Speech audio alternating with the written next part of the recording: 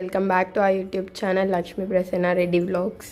ఈరోజు మన రెసిపీ వచ్చేసి పొంగనం దోశ పిండి. ఫస్ట్ దోశ పిండిలోనే ఇప్పుడు మనం కొన్ని ఇంగ్రీడియంట్స్ వేసుకోవాలి. సన్నగా తరుగు పెట్టుకున్న ఆనియన్స్, మిర్చి చాలా సన్నగా తరిగి పెట్టుకోవాలి. వేస్తున్నాం.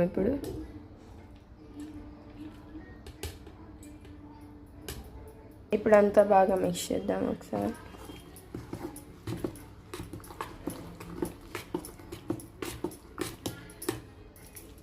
ఇప్పుడు ఇందులో కొద్దిగా కరివేపాకు వేసుకుందాం, సన్నగా తరిగి పెట్టుకునింది.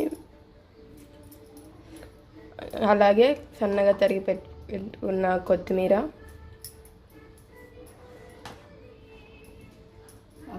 బాగా మిక్స్ చేద్దాం.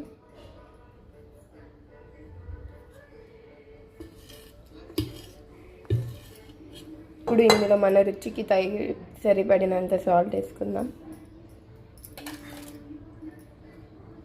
1/2 టేబుల్ స్పూన్ పసుపు, 1/4. ఇప్పుడు ఇందులో కొద్దిగా జీలకర్ర వేసుకుందాం. ఇప్పుడు ఇదంతా బాగా ఒకసారి మిక్స్ చేద్దాం.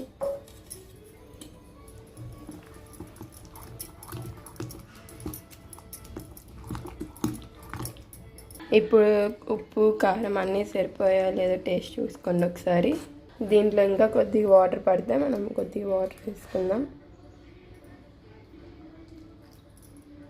టెక్స్చర్ అనేది ఇలా ఉండాలి.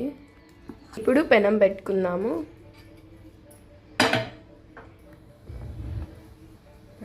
పెనం హీట్ అయ్యేంత వరకు వెయిట్ చేద్దాం. ఈ ఆయిల్ బాటిల్ ఇది డీమార్ట్లో తెచ్చాము. 500 ml గ్లాస్, 250 బాగుంది. మీరు కావాలంటే కొనుక్కోండి. ఆయిల్ హీట్ అయింది. ఇప్పుడు మనం ప్యాన్ హీట్ అయింది. ఇప్పుడు మనం అందులో ఆయిల్ వేద్దాము. ప్యాన్లో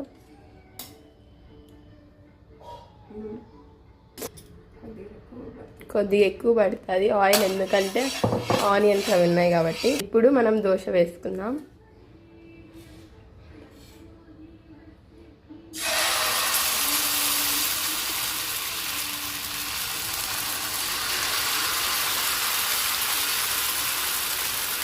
దీన్ని కొన్ని చోట్ల ఊతప్పం అని కూడా అంటారు. మా సైడ్ అయితే దీన్ని పొంగనం దోశ అంటారు, కడప సైడ్.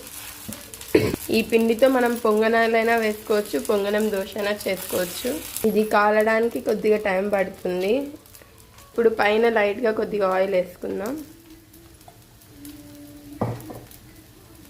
ఇప్పుడు ఇది కాలింది, తిప్పుకుందాం.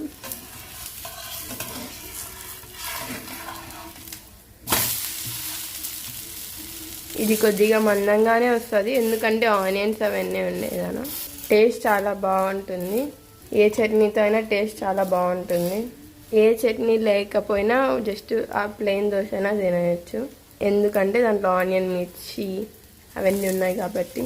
మన దోశ రెడీ అయిపోయింది. ప్లేట్లో సర్వ్ చేసుకున్నాం.